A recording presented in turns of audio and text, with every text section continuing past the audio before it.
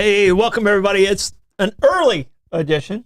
We're on the right day. We're just a little bit early because we want to give out some candy because, we're kind grumpy old men. That's exactly right. We're not the ones that turn off our lights and pull down our shades. Nope. This early. It might happen at some point. At some point tonight, it might happen. Before the teenagers come out in their pillowcases. But it's time for Bollox Talks and Tangents. And we got a category both of you and I love. We're talking about World Series. And we were going to do World Series last week. And I was like, no, we'll be right in the middle of the World Series. Let's do it next week. How about them Dodgers? And the World Series ended early. Yep. Because the Dodgers, I don't know if the Dodgers played that good or the Yankees just blew chunks. For the most part. They had a 5-run lead, made 3 errors. They counted it as 2, but they made 2 physical errors and a mental error, and it cost them the lead. Those 5 runs were all unearned. Oh, yeah. Completely unearned. Yeah. Derek Cole was cruising, and the MVP. He was one of the reasons they, he didn't cover first base. Right, exactly. So he didn't cover first base. I mean, but the first error was on Judge, and that was just lack of concentration. Yep. Hit him in the thumb. MVP. Yep. Hit a bomb earlier, and to give him a great catch before that. Made a phenomenal catch on the warning track, and then they just blew chunks. They weren't supposed to win. Yeah. They weren't supposed to get number 28. No, not this year anyway. Yeah, and I know the reason. Blake knows the reason why they lost. Because every time I bet on the Yankees, they lost. All right. And the one game I didn't bet on them, they won. So it's entirely my fault, and I'll take 100% of the blame. For you Yankee fans out there, you got 27, so you'll be okay. The interesting thing with this was that, perceptibly the best hitter or one of the best hitters in baseball was absolutely inconsequential after he slid in and screwed up his shoulder, separated his shoulder. Ohtani was just a non-entity for the entire series. Yeah, and that happens, but you know what? He's going to get a ring just like everybody else. Oh, yes, indeed. And he's still going to win the MVP. Yep. And you know what? I love his posture at the plate. Mm-hmm. It's so straight and upright. It's just, he's just there. Yeah. Shane joined in and said, it's a great day. He's a Sox fan. The evil empire's been defeated. Kaiser was saying the same thing. Yeah. I don't know who is happier today. There. Red Sox fans or Dodger fans. Well, you're a Met fan. Mets, you don't. I'm sorry. I hate to tell you this, but you're not a part of that rivalry. No, not at all. But it's a cross town thing, right? But you know what? Your hatred. I wouldn't go that strong. Begun. I wouldn't go that strong. There is some sympathy for the New York team, but the Dodgers were a New York team before they ran away from home. That's why you're color blue. Yep, exactly. So, actually, the extra part will say probably the most happiest people for the Dodgers World Series victory is Japan. They are. Oh, I tell you what, okay. they outnumbered us in watching the World Series like 3-1. The U.S. against the Japanese early in the morning too. Yeah, so it's pretty wild. All right, well, we're talking about the World Series, but we got to talk about our sponsors. Yes, indeed. Abare, Kresge and Associates, the best CPAs in town. Give them a call. Don't try and do your taxes on your own. If you're setting up a business, let them do it for you. Pay a little bit more, and you'll make a lot more. That should be their slogan. All right, Citygate Spirits, which we are drinking tonight. Oh, yeah, baby. Citygate Spirits. We are drinking the Mango Daddle Whiskey. And Lenny took it home and experimented. The perks of the job. And he came up with, and it's just 2 ingredients. This one, and then grapefruit juice. Pineapple juice. Okay, I don't like grapefruit juice. That's why I like this one. That's why I like this one. That's why I didn't use it. And pineapple juice. And I'm telling you, it's yummy. And then it has a little sting from the daddle that hit you at the end. So it's an excellent drink. The mango comes first and is delicious, and then the daddle says, "Don't forget about me," and you can't. It steps up and goes, "Yoo-hoo." Mm-hmm. All right. But excellent drink. Also, along with City Gates, we have St. Augustine Distilleries. We did their rum reserve last week. It was really wonderful.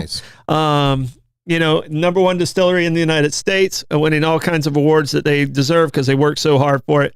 And we have Pirate Museum. Pirate Museum has over 800 artifacts. Now, you've been to the Pirate Museum and taken your family there. A number of times. It's a fun thing to do. And you cannot read everything in one visit. We go back. Maeve and I will go back just to shoot off the cannons. Never shot off a cannon. It's a lot of fun. So the St. Augustine Pirate Museum, go down there, get a tour from Captain Mayhem. All right. Meehan's Irish Pub, best pub in town. I'm telling you right now, they have three bars in one. They have the inside, the pub itself. They got the backyard where they play live music. Great atmosphere, great bartenders back there. And then upstairs, they have Johnny's Oyster Bar and the best view on that deck pretty much in town. And they will graciously welcome you in costume this evening. Yes, they will. And I love your costume today, grumpy old man. Right. And last but not least, Coquina Coast Realty. I do have some office space available. If you're looking for office space, if you're looking to sell your house, if you're looking to purchase a house, give me a call at 904-669-7901. And that is 904-669-7901. All right, we got word origins. We got our drinks. We didn't officially do a cheers. We did a little bit of taps. Let's do a cheers, sir. Cheers. Happy Halloween. Happy Halloween. Absolutely. Happy Halloween, Blakester. Thank you. And in case you're wondering why we're in the studio, we had a little sound issue over there with Lenny's mic. I think his New York got stuck in the cord.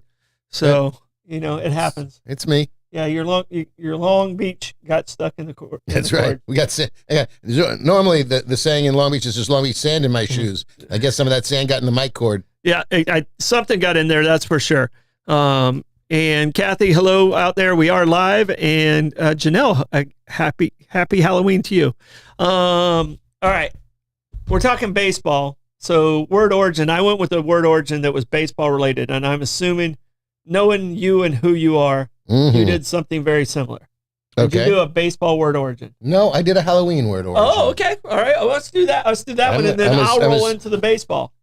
Lenny is still, he's got the click ups over here.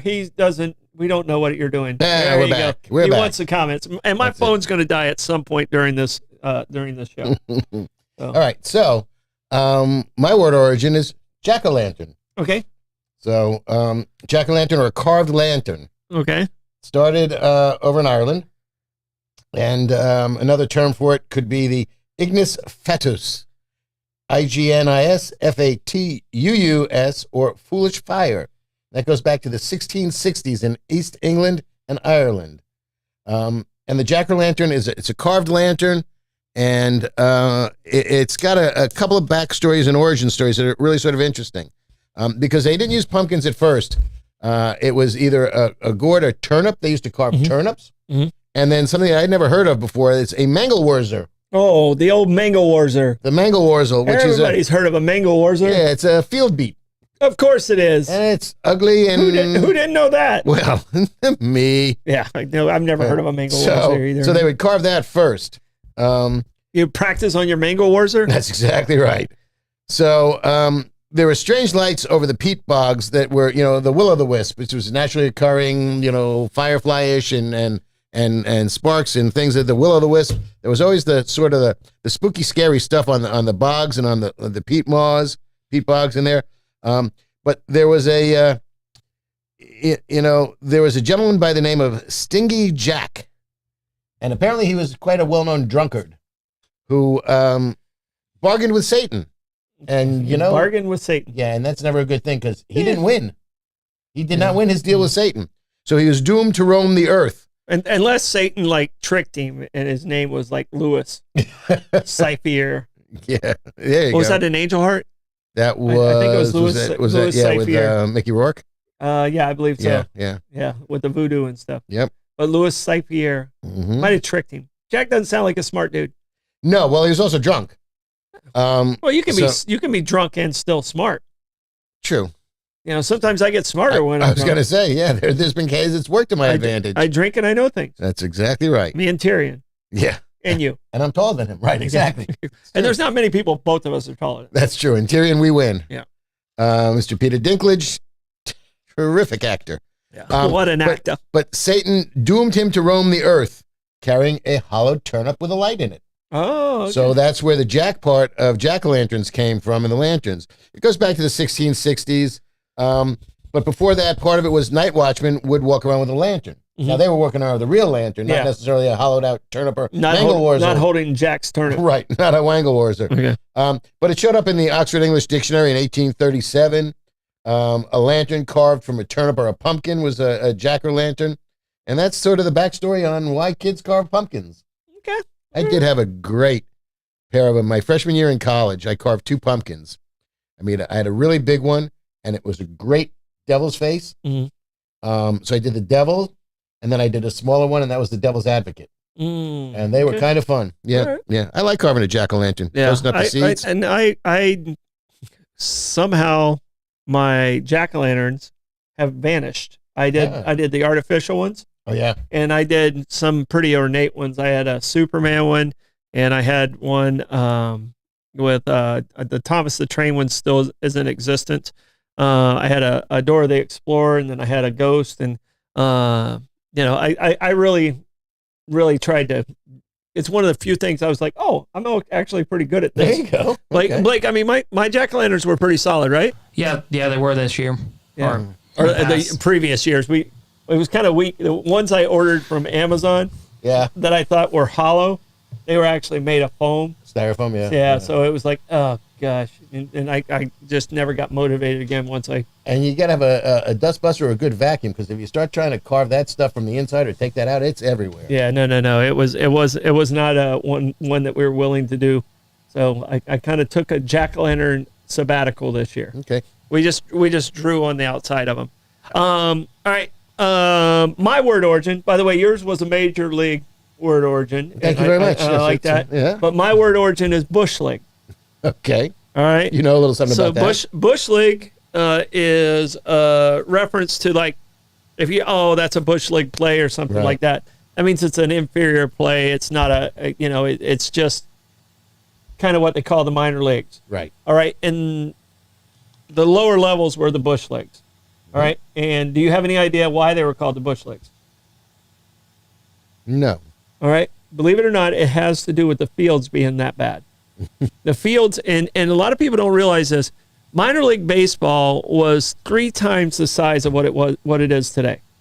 They have reduced minor league baseball by that much. Yeah. St. Augustine had a minor league baseball team. The Saints.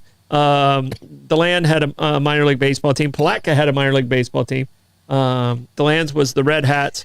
And I can't remember what Palatka's nickname was. I don't think it was the Panthers, but they played. Was it the Palatka Potatoes? They played over. No, they weren't the Tater Tots. Hastings Spuds? Yeah, they did not have a team. All right. Yeah, please stop helping. But they played in the park. They played in the park that's still there today at Azalea Park.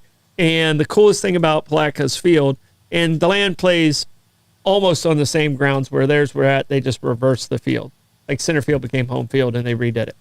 It's where Stetson Hatters play. Okay. All right. St. Augustine here played at Francis Field. And there was a Coquina wall that went around that was donated by Freddie Francis. So if you say St. Francis Field, you're wrong. All right. Right. It was the outfield was donated by Freddie Francis, who was like a brother-in-law or something to Henry Flagler. And he donated just the wall, and that's why it was called Francis Field, after Freddie Francis, not after a saint. Which in an exceedingly Catholic community like St. Augustine that would be your default suspicion. Yeah. But Henry Flagler had a pretty good baseball team for his staff at the hotel. Well, Henry Flagler, if we're talking about St. Augustine baseball, you can't leave this out. Henry Flagler had 3 baseball teams. So he had 3 baseball teams, and Frank P. Thompson was the creator of the 3 baseball teams. He was the head porter at the Ponce Hotel. He was originally the head porter at the San Marco Hotel, where the Renaissance is now. Which burnt down. But Henry Flagler stayed there prior to building the Ponce. He met Frank. Frank was a great baseball player.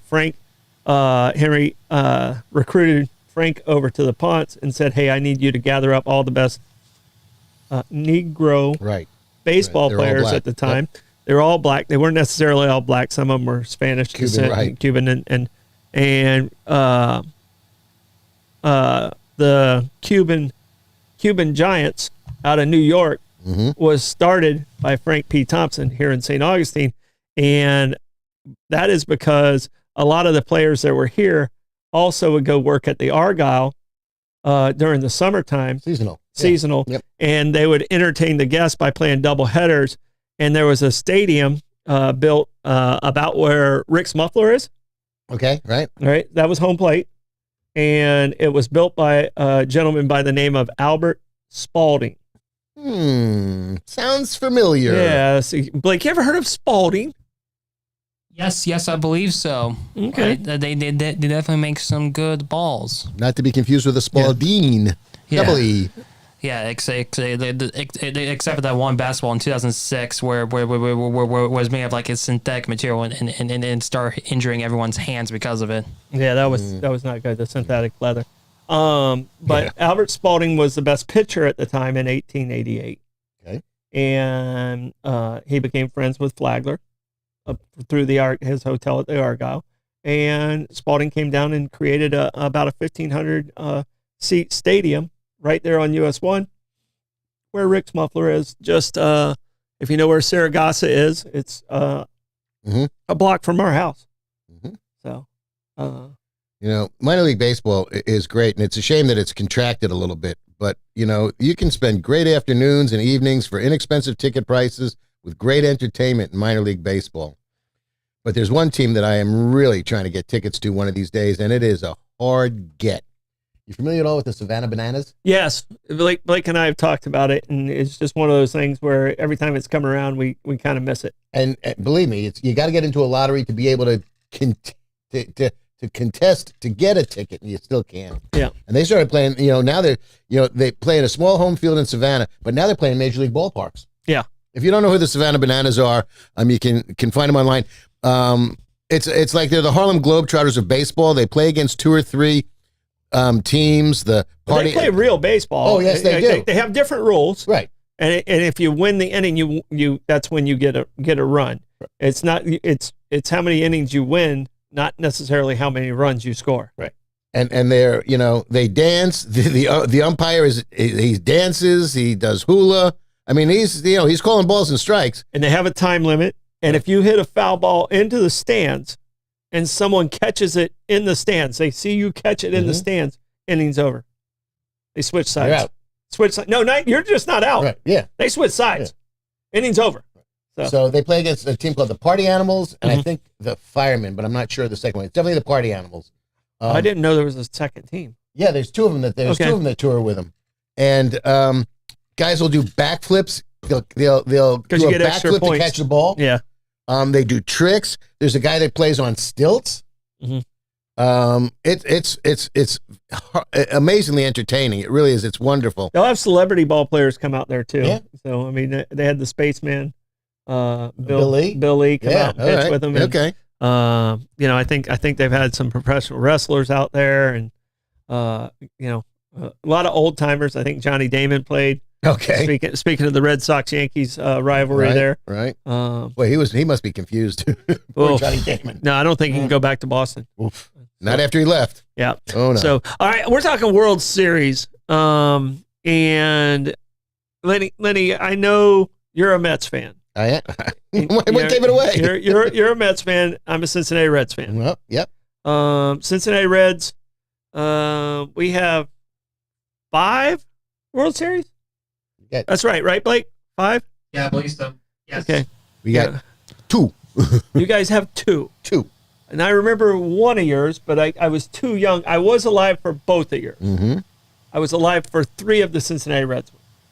So my question to you is the first World Series you remember as a child. 69.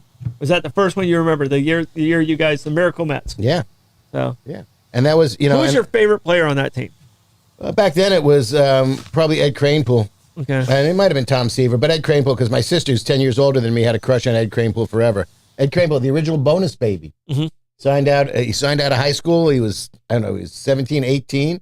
He got the first big check as what was called a bonus baby back then. Mm-hmm. Got a big check, and he played for the Mets forever. He stayed with the Mets. first baseman. He played until he was old, and he sadly passed away 2 months ago. Oh, okay. Yeah, 2 months ago he passed away. He had kidney problems, but yeah, he passed away 2 months ago. And he was great. Number 7, Ed Kranepool. Big Cleon Jones. Appreciate the shoe polish. Mm-hmm. That was fun. And Tom Seaver. How can you go wrong with Tom Seaver? But this is back when actually they played baseball during the day. The World Series had day games. Yeah.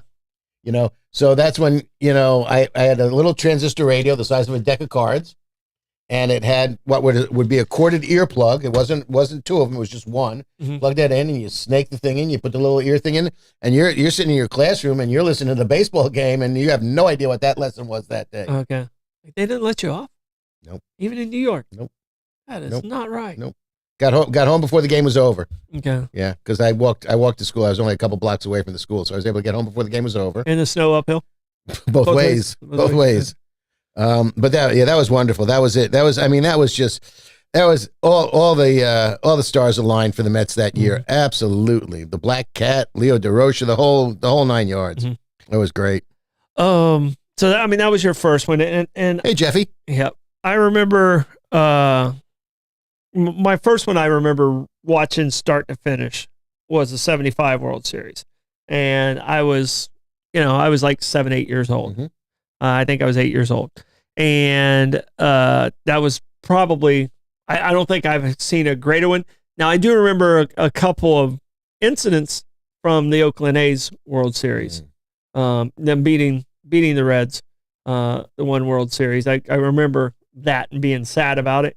But I didn't watch that one start to finish. I watched the 75 World Series start to finish. How did you become a Reds fan?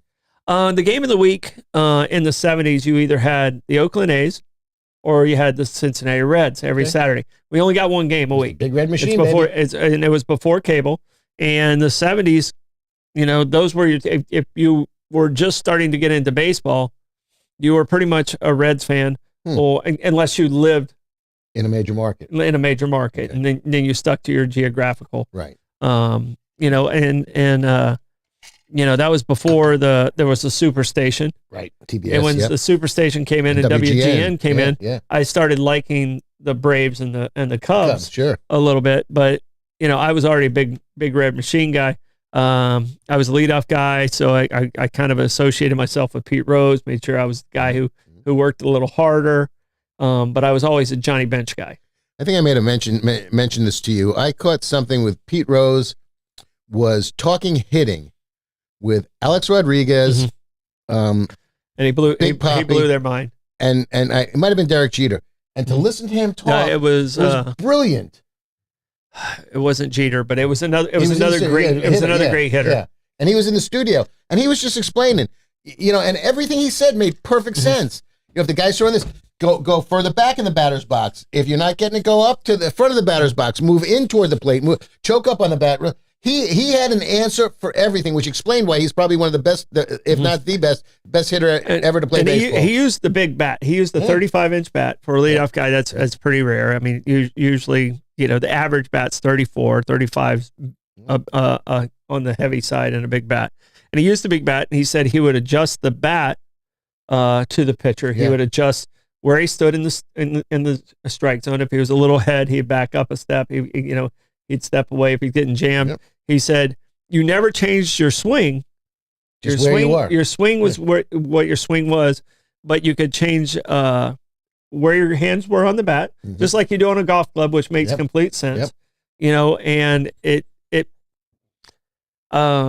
I taught a lot of when I was a baseball coach, and if there's any of my players out there listening, they know I do this. I taught a lot of motor memory stuff. Okay. Just keep doing it. You know it's right. Keep doing it and get in the right position. And if you think about it, when you play golf, that's total motor memory. Repetition is the best thing for golf. And if you want to hit a little bit lower, you kind of play it a little back in your stance, and you want to get a little more loft, but you're still the same. The swing doesn't change. Right. You want some distance. You play from the bottom of the club. You want to take a little distance off your 7-iron. You play down. And that's exactly what Pete was talking about. He was brilliant. And I related that to, that's golf. And, I think another thing people Joe Morgan, who was the MVP in 75 and 76 during the season, he used to always flap his arm. And people were like, oh, that's because they was telling him to keep his elbow up. That's not true. Your power comes when your elbows are down. Like if you, and I associate this with throwing a punch. You don't throw a punch like this. Right. Throw a punch if you have any power with your elbows down, and that's where you have the most strength. And that's the same in baseball. That's the same in golf. Your elbows aren't out when you're swinging a golf club. They're tight to your body. Sure. And in baseball, you have to have that. You have to have be the most efficient with every swing. I don't like the way baseball is being played right now. I think the home run, the glamour of the home run has stolen the game a little bit. Yeah. I like the speed of the game again. The stolen bases are now becoming a factor again. And because they went away for a little bit. Right. And now, but changing the rules now, you throw over twice, you look at first base, the guy gets second now. Yeah. Happened last night. Yeah. Yeah. So yeah, and if you don't get them on that one, then and I like the speed up rule on the pitcher. Yeah, that seems to be working out fairly well, actually. Because I used to remember, there was a point in time where baseball games were, 2 hours and 40 minutes, and then they started getting to 3:15, 3:20, and it became tedious. Yeah. And they got them back under 3 hours. Well, and it wasn't just the pitcher, it was the batters. Yeah, stepping out. It right. was, the Nomar Garcia Para, human rain delay. Yeah, checking gloves, pulling the Velcro off. Went through the whole routine, scratch your left one twice. Right, all of those things, and I'm glad they got it under control. And I think baseball is more entertaining to watch again. Mm-hmm. But I don't like the singles have been taken out of the game. The Vince Coleman doesn't make it to the major leagues right now. Okay. Tim Raines might have a little bit of trouble, and he's a Hall of Famer. Right. But I know Rock could hit for power if he wanted to. But he ran right through a wall. But there's guys like defensive guys like Tim Foley who played for the Pirates. Mm-hmm. He never would have made it. He probably wouldn't have played at a major college. He choked up on the bat 8 inches and he hit the ball about 140 feet if he got a hold of it. If he got a hold of it, good. Slap it. I couldn't play at the level I played at under today's guys. I mean, I probably would have to make the adjustment, but because I was a slapper on steal bases and aggravate the hell out of everybody. But that's part of the game too. If you can you can smack it on and get in. But now with the there's no shift. Mm-hmm. You got to stay on your side of the field. I mean, I remember a couple of years ago when Manny Machado went from the Orioles to the Padres, and I would sit there and watch him. And I like Manny Machado. I think he's a hell of a ball player. Mm-hmm. But I would watch him go from third base. Batter came up. He would be standing next to the second baseman on the other side of the bag, over on the first base side of the bag. Well, Ted Williams, they did that to him. Basically the last part of his career, and he never hit the ball the other way. He's just like, screw it, I'll still hit 400. Yeah. But you got to figure. I mean, because every kid I know, and I'm sure you did this too. When you're playing softball, you're playing baseball, and it's the whole thing. You want to move, you want to put the ball to the other side of the field. You sort of turn your feet and you aim in a different direction. So I don't understand how if the third base side of the field is vacant, how Major League ball players can't adjust to put the ball that way. Pete Rose could. 90 miles an hour is... I'm not standing next to that thing. Oh, no. 90 miles an hour makes it a little more challenging than that. But I can tell you this. You can bunt. Yeah. Anybody can bunt. Yeah. And that's... But their egos don't let them do that. One of the guys that I really enjoyed watching during the World Series was the first baseman, Rizzo. And here's a guy, he's been hit more than any other active player in Major League Baseball. Where's Ron Swoboda and Don Baylor when you need them? Yeah, but what he did, and I don't know if you noticed, if you watch Rizzo, and this is why I love, there's so many little things that happen in baseball if you know what to look for. Oh, yeah. Rizzo, when he got 2 strikes on him, he crowded the plate and choked up.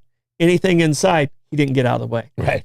I mean, that's an old school guy. Yeah, oh yeah. If I had 2 strikes on me and you threw it anywhere near the inside, I leaned in. Of course, my shirt never fit, so I got a lot. I could catch I could catch a lot in my shirt, and if you get hit in the shirt, it counts as you being hit. Oh, absolutely. So I mean, if I could time that one, Never tucked that sucker in, did you? No, he was always flappy. Billowy. It was always flappy and out there and hanging out.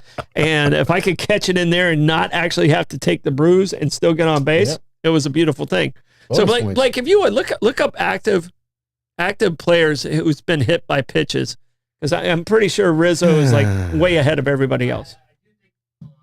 I do think Rizzo's number one, but let me double check on that. Yeah, I'd like to see who's next to him. I think he's been hit like over 200 times in his career. I was going to say there was somebody on the Cubs, but he was on the Cubs. Yeah, he was. So that's where he came from, right? He came from the Cubs. You know, as we were doing this, I really got a very warm and fuzzy feeling. You know, because there's not me. My hands are here. There's three words that are just wonderful. World Series history. Yeah. I mean, a lot of the stuff we're going to talk about, or we're talking about, is happened in World Series history. So okay, so active right now it is Anthony Rizzo with 222. Mm-hmm. Most all time, it's Baylor, Don Baylor, Huey Jennings 287. And when did he play? Huey Jennings, let's see. Oh boy. Yeah. Where's Don Baylor on that list? Did you see it? 18 from like his last season was like in 1918. Way to take one for the team, Huey. Yeah, we was in the softball era. Right. Yeah. And then like from like 1891 to 1918. Okay. And I forget it was good long career. But actually Calvin Biggio was number 2 at 285. Ron Hunt or Ron Swoboda? I forget which. It might have been Ron Hunt. Mm-hmm. Where was Don Baylor on that list? Don Baylor? Yeah. It's got to be up there. Yeah, he would lean into some of the best ones too. Yeah. Any curveball you threw too. Yeah, curveball. You didn't want him to charge you. He hit the ball. Yeah. Yeah, the ball said ouch. Don Baylor is number 4 at 267. Okay. All right. Rizzo's at number 8. Cool. Rizzo's at 8. Yeah, no, but I love that. I love that still exists. Oh yeah. You know, and you know when these guys go down and they get hit and it's like oh, and then they're rubbing it like a soccer player. Right. Sorry for all you soccer players that are out there watching, but there's a lot Derek, if you're catching this, you know what I'm talking about. All right, so it's the only sport the women are tougher than the men. So fun fact, speaking about World Series and hit by pitchers, there have been only 3 times. So actually the most that person has been hit in the World Series has been 3 times. A-Rod, Mark Teixeira of the Yankees did it in 2009, and M. Carey in 1925. I was going to say, who the hell? Right, exactly. Another one. Max Carey for the Pirates in 1925. Okay. Well, he's reading it right off the computer. He's a savant, your son. I know that. No, he's good with the baseball stuff. Hi, Pam. All right, so we gotta get into some baseball. So your first World Series was '69. Blake, what was when's the first one you remember? The first one I remember is probably like 2006 with like Albert Pujols. Okay. Albert Pujols, yeah. Okay. All right. We got him in here. So you're only like 5 when you remember. That's pretty solid. Mm-hmm. I don't remember much when I'm 5. All right. I'm going to start with the 1920 World Series. Okay. Because it's a 9-game series. And it goes into a lot of different directions, and there's a lot of World Series history involved in this game. Okay. And a personal connection for me. I have 1919. Okay. So you have 1920. Yep. So, okay. Yep. You want to do 1919 first? 1920 is fun. Okay, 1919 changed a lot in baseball. Oh, yes, it did. So, and movies. Yeah. 1919 was the Black Sox scandal. Yep. It was the first World Series Cincinnati Reds won. Mm-hmm. All right. It was at that time, it was a 9-game series. And after 21, they changed it to 7 games. And it wasn't always 7 games. It was only like for 4 or 5 World Series. It was a 9-game series. It was a best of 9. And in that World Series, the White Sox lost to the Cincinnati Reds 5-3. And that's the World Series where the White Sox were playing under horrible conditions. Was it Kaminsky that was the owner? That was just horrible conditions. That wasn't taken care of. They didn't have hot showers. You know, they didn't have a lot of the other amenities, other major, and they were the best team, by far in the American League. They were supposed to sweep the Reds and win the World Series, but 8 of the White Sox players met with was it Lucky Luciano? No, I'm going to recognize the name when you say it. The gambler who was it wasn't Luciano. Yeah. I don't believe so. Blake, who was it was I thought it was somebody with an A. You can Google it real quick. Yeah, it was But they met with the gambler, one of them being Shoeless Joe Jackson. I believe the best pitcher was Eddie. Somebody? Shukanti. Oh, his name started with a C. Eddie pitched 3 of the World Series games in that World Series. Do you still count the World Series though, Dad? Huh? Do you still count it though? Oh, hell yeah. The Cincinnati Reds won. And there you have it. Yeah, it's not the Reds' fault they're a bunch of cheaters. The Reds weren't in on it. Right. So, but Eddie. So let's see. Eddie pitched 3 of the 8 games. He won 2, lost, or he won 1, lost 2. All right. One of the games they lost 2-0. Arnold Rothstein? Might have been. Yeah. Cousin Arnold. Sorry. And Shoeless Joe Jackson hit the only home run during the World Series, and he hit over 300 during the World Series. Now, Shohei didn't hit over 300. No, Shohei didn't Judge hit. didn't hit over 300. Nope. You know, so Judge woke up late. He was quiet at the beginning of the series until he hit that home run. He had a couple others, but yeah. He dropped the ball. Literally. Yeah. But, I mean, that World Series changed baseball and how people looked at baseball. Baseball was very corrupt.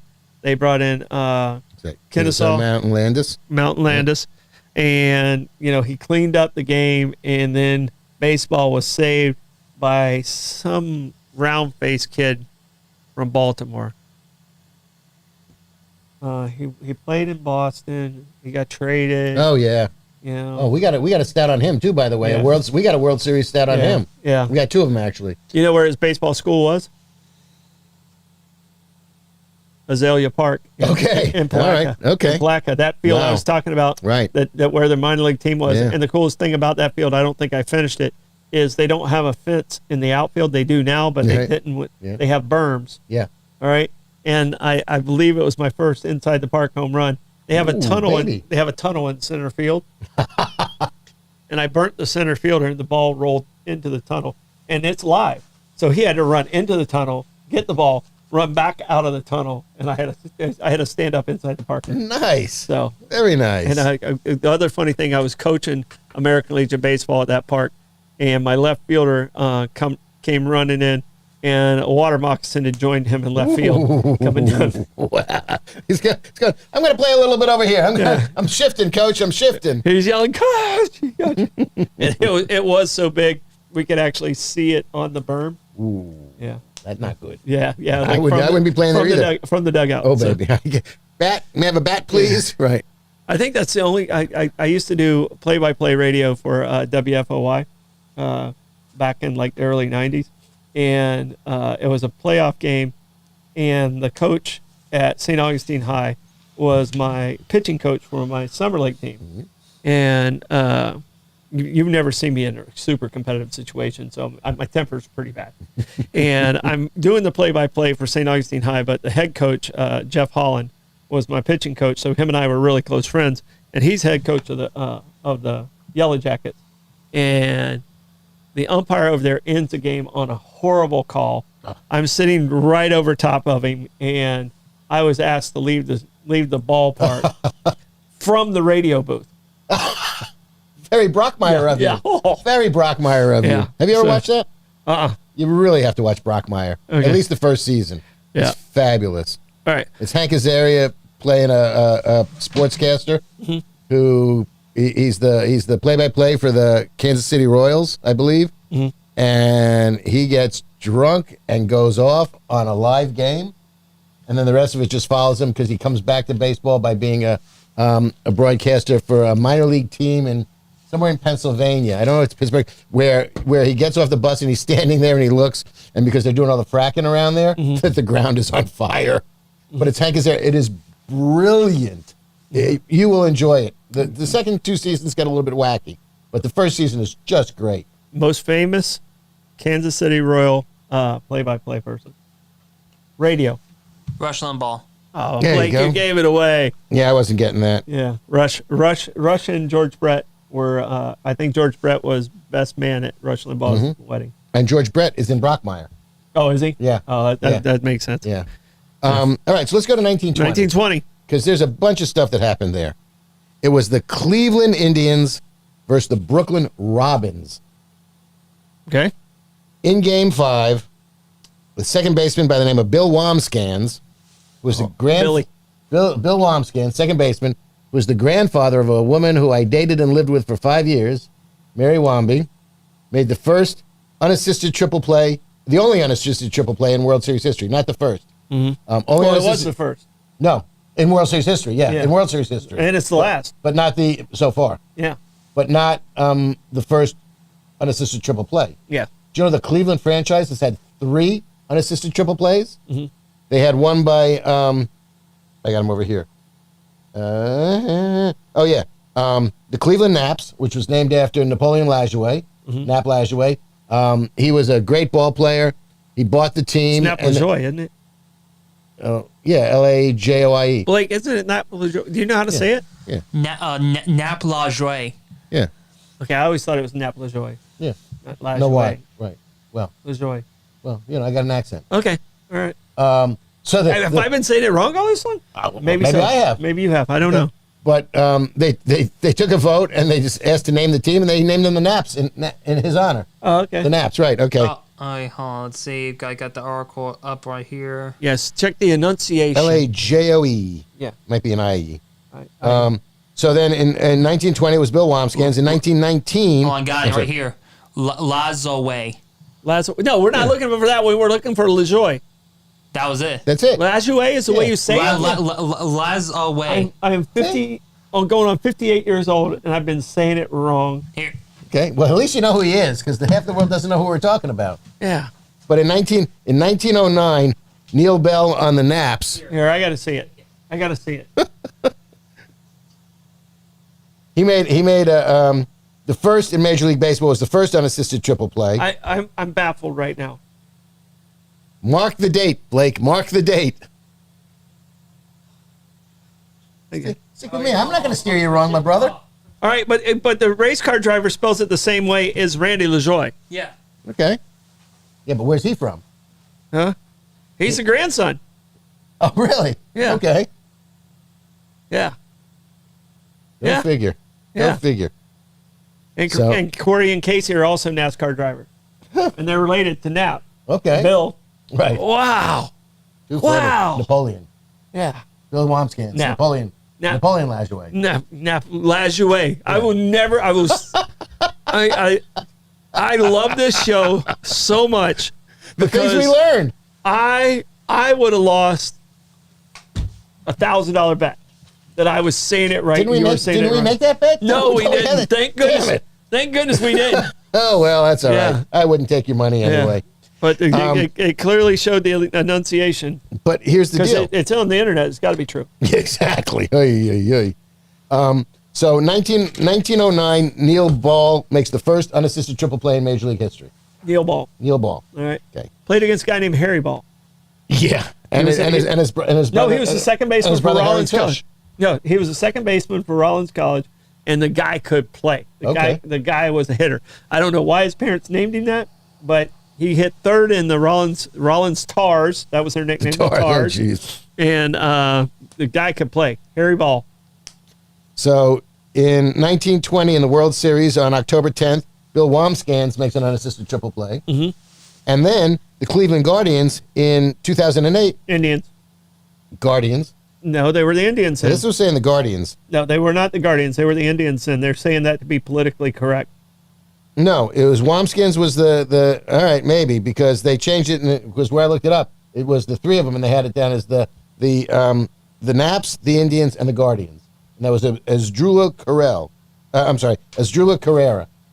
And that was in 2008. So, yeah, it wasn't. You're teaching me baseball I know what you're saying. So they reused the name Guardians to be politically correct away from the Indians?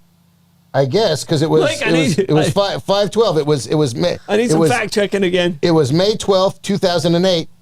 Asdrubal Carrera made an unassisted triple play. So the Cleveland franchise, who have changed names weekly, have had 3 of them. There's been 15 unassisted triple plays in Major League history. Should have been the Spiders. They were not the Guardians in 2008. No, they weren't. No. Okay. They've only been the Guardians, 3 years? Yeah. Yeah. But Cleveland's got 3 of them. Of the 15 unassisted triple plays in Major League history, all the exact same play, all by the exact same position. Shortstop. Second baseman. Second baseman. Baseman. Catches a line drive, steps on the bag, and runners coming either on a hit and run or a hit and run or what else? Why he'd be moving fast? But and they tag the runner. 3-2 count. And that's it. And that's the exact every one of the 15 has been the same play by a second baseman. Yeah, let's see. So 8 were shortstops, 5 were second basemen, and then Cleveland franchise is only one to have 3 players. Right. So 8 were shortstops. Yeah, but the site that I had, they had all second basemen. Yeah, so the most. I think I've seen. Did Bill Russell have one? Because it's tougher it's tougher for a shortstop because you got to cross the bag. He was a shortstop for the Dodgers. Okay, I was thinking he was very tall. Yeah, he was very tall. That was a Celtic. That was a Celtic. The other Bill Russell? That was a Celtic guy. All right. Let's see, Bill. Now, not done with 1920, however. Uh-huh. It was the first It was the Jim Bigby was the first home run by a pitcher in a World Series. Mm-hmm. He had a home run in that game. So I'm telling you. And it was also the game with the first World Series Grand Slam was in that World Series. For some reason, I thought in 16 Ruth hit a home run, but I could be wrong. Okay. Well, when he was with the Red Sox. Let's bring it back to Babe Ruth. Okay. Or in 18. So, I got it around here somewhere. Babe Ruth. Ruth. I saw Ruth down there. Okay. Yeah, I accidentally look at after Baby Ruth. Well, yeah, that was not named after him, by the way. And O. Henry was not named after Henry Aaron. But Reggie was named after Reggie. It was, and there was a Ken Griffey Jr. milk chocolate bar, which he couldn't eat because he was allergic to chocolate. The poor kid. Yeah. Seriously. The kid. Yeah, Junior. Yeah. The kid. Junior couldn't eat his own chocolate bar. His nickname was the kid. I know. Okay. Great. You want a rookie card? I got a lot of Ken Jr. Cookie upper deck rookie cards. Yeah. Got a lot of them. I think we got a handful of them. So in 1926 in the World Series, the Yankees are down 3-2. Babe Ruth walks off of Grover Cleveland Alexander. 2 outs. The big boy tries to steal second. You don't make it. Uh-oh. The only time a game in the World Series has ended with a caught stealing. And it was Babe Ruth. Babe Ruth. Yep. Wow. Yep. Thrown out to end the game on a caught stealing. So end of the game or end of the series? I don't know if it ended the series, but ended the game. 26, so no, it could have been in the series. Right. Yeah. Only World Series game to end on a caught stealing. Yeah. Yeah.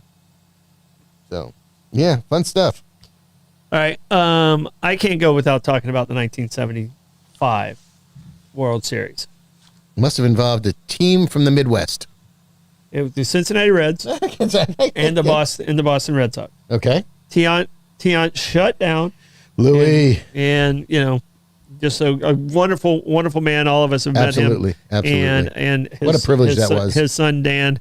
Also a wonderful person. Just wonderful family. But Tiant shut down the Reds in game 1.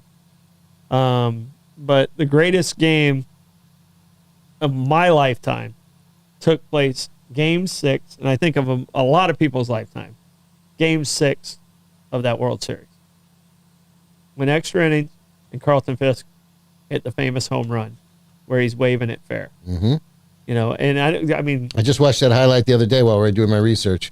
You were probably working in a restaurant or something like that and missed the game? No, 75 I was a junior in high school. Okay. So, well, you could have been working at a restaurant in junior high school. Paper routes, yeah, no. Paper routes? Okay. Different gig then. Blake, where were you in 75? I was caddying, as a matter of fact. I have no idea. That explains a lot. Reincarnated. Right, exactly. Yeah, I think I might have been like some woman in like Montana before she died. Then there lives something else. All right. Yeah. A suffragette. Good for you. And Blake, you got to help us on time because we are a little bit early, and I'm not sure exactly what time we started. 10 minutes left. Nice. All right. Well, I thought so, and we got to go over our sponsors. Wait, didn't we already do sponsors again? Not for the second time. Just once. Really? Yeah, not for the second time. They're wonderful. We support them. Abare, Kresge and Associates, best CPAs in town. I'll do it really quick just in case you're correct. City Gate Spirits, wonderful with pineapple. Delicious. With Delicious. pineapple, Yep. we're using the Mango Daddle whiskey from City Gate. Amazing drink. And also St. Augustine Distillery. The Saint's one of the best bourbons out there. And the new rum is really new rum good. reserve is amazing. Pirate Museum and the Oak, Colonial Oak. Thank you so much, Cindy, and your incredible team. We appreciate you guys. Meehan, Reggie over there. Wonderful. They're about to go into the busy season. Get down there to Meehan before it gets wacky. They have the best food in town. And Coquina Coast Realty, 904-669-7901. And our handsome producer and I had lunch at Kaiser's today. Kaiser's, and it was delicious. there you go. And did you do the White Street, Blake? Yes, I did. What did you go with? I made myself a turkey with Havarti with hot peppers and a little daddle Russian and pressed it on a ciabatta, and it was tasty. Oh, that sounds great. Yeah, I'm sorry. I'm texting my partner who's over there. We got somebody moving into one of our apartments. Oh, good. That's why you call Coquina Coast Realty. And he's doing some finishing touches before they move in tomorrow. Okay. But this is the part where you're supposed to fill in. Well, Lenny. I am. All right. So you're throwing it to me. So I'm trying to get you to cover, and you actually got quieter. All right. Well, I'm thinking about things. I was thinking about a sandwich. I really enjoyed it, so I was back to lunch. All right. So put the camera on him, Blake. Am I producing the show too? 3 home run games. 3 home run games in the World Series. Everybody knows Mr. October, Reggie Jackson. Oh my goodness. October 18th, 1977. 3 home runs, 5 RBIs. The man was 3 at-bats, 4 runs scored. I still haven't figured that out. I guess I must have walked him. 3 hits, 5 RBI. 4th inning off of Bert Hooton with 1 on. 5th inning off of Elias Sosa with 1 on. And 8th inning off of Charlie Huff with a solo shot. But 2 other players have done that as well. Albert Pujols in 2011. There you go, Blake. And Babe Ruth. The 3 of them all had 3 home runs in a game. Pujols also had 4 hits in 4 consecutive innings. He tied a bunch of other people with that. And 6 RBIs in a World Series game, Bobby Richardson and Hideki Matsui for the Yankees. Hideki Matsui. Godzilla. Could be one of the most underrated, I believe so, superstars. Yep. Out there. And a great nickname for a ball player is Godzilla. Godzilla. You know, and Ichiro, I would have loved it if Ichiro would have been here the entire time. Yeah. Because I feel Ichiro is another one when we talk about greatness. He never got to play in the World Series. Nope. Matsui did. You know, we talk about greatness.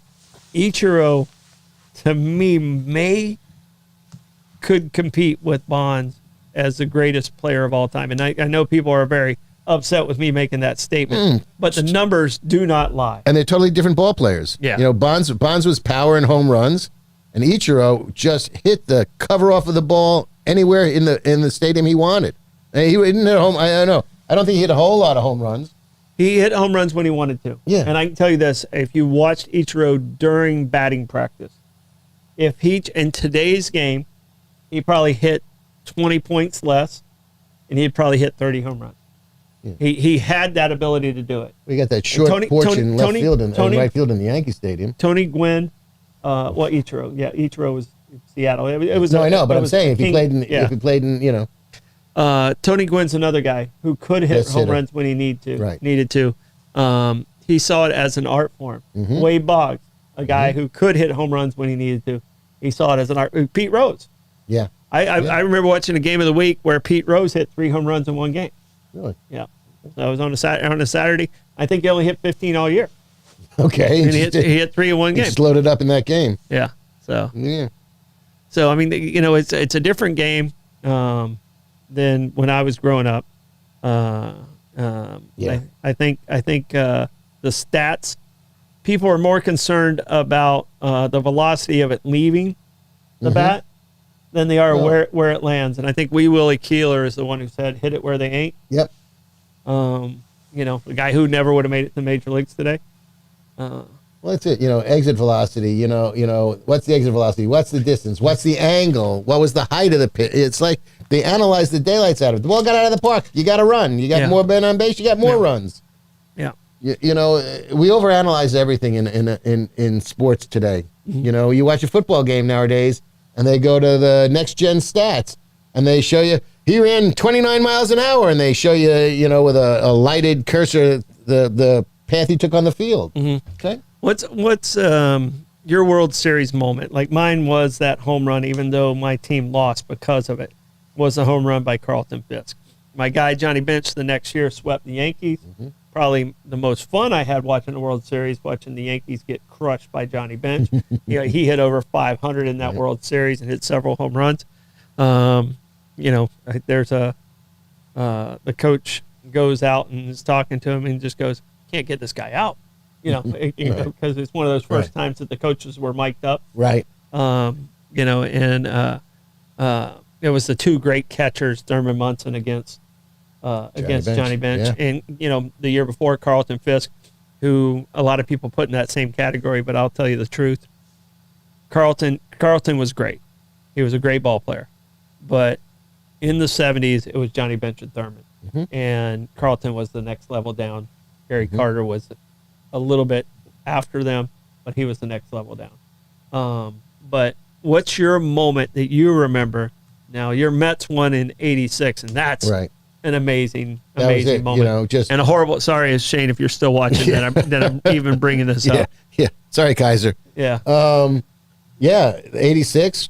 The machinations that set that up. They didn't pull Buckner for the defensive replacement, which they normally would do in every game. They left Buckner in there. The ball goes down, goes through his legs. He didn't get down there, and the rest is World Series history. Well, it actually went over his glove. If you watch it, he has this stupid, flat, flimsy glove. And he said he's like, I want gold gloves with this glove, and he played with it. I mean, this is a guy, when he was healthy, he was a borderline Hall of Famer when he was healthy. He won a couple batting titles. He won some Golden Gloves, but he was hobbled. Yes. And he shouldn't have been in the game. Right. And was it Girardi? Calvin Girardi, yep. Girardi wasn't covering. No.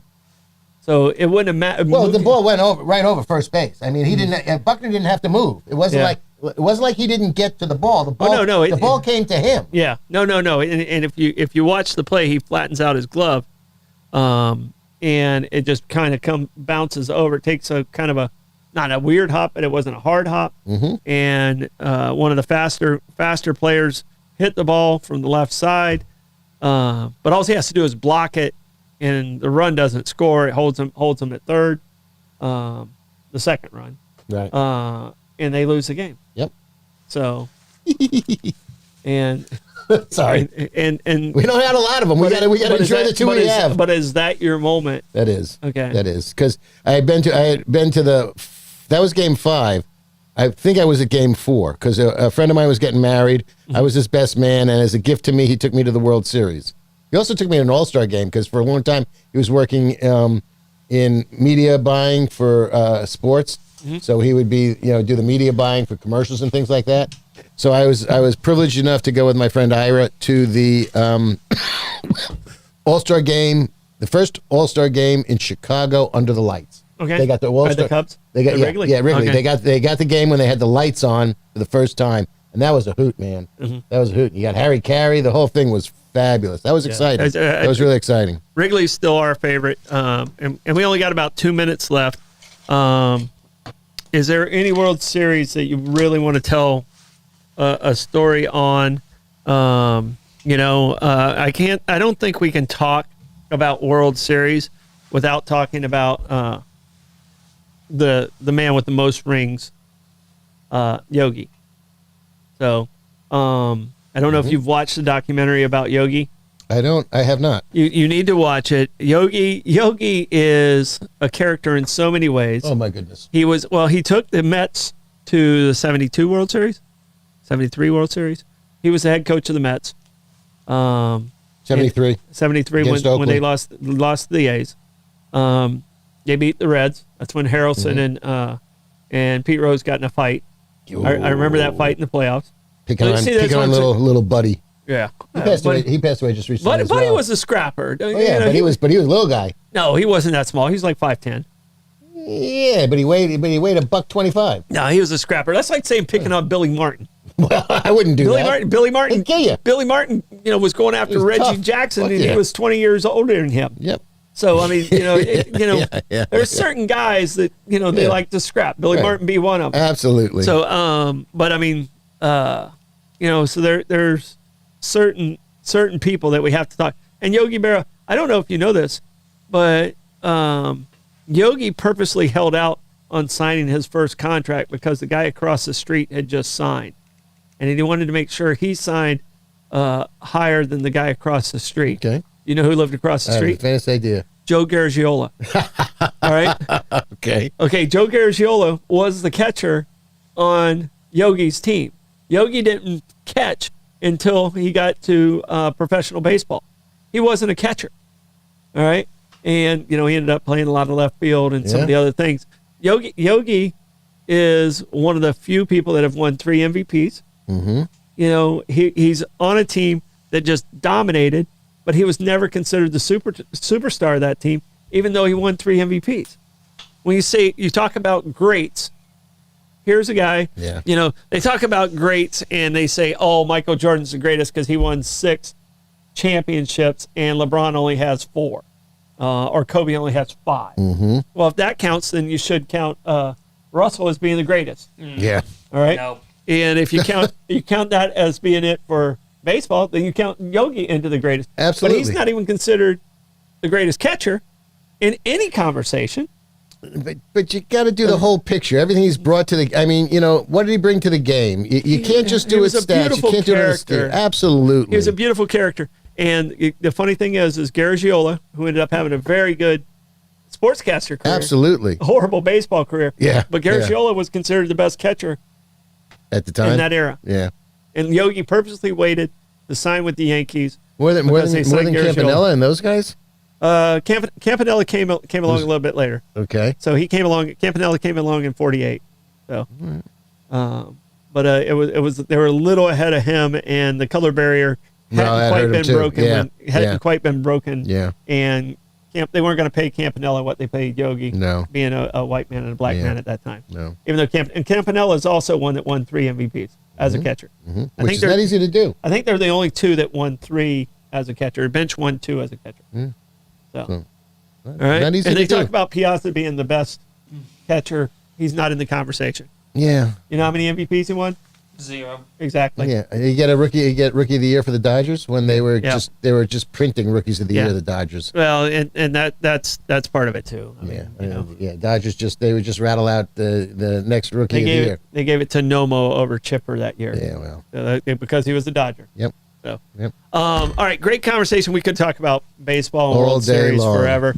I want to say thank you to our sponsors. Thank you to all of you guys out there hanging in with us, even though we came on a little bit early. Please hit that share button. If you didn't watch us live, hopefully you catch us later. But this is, I almost said Uncommon Ground. This is Bollox Talks and Tangents, and we'll see you next week. Be safe trick-or-treating, please.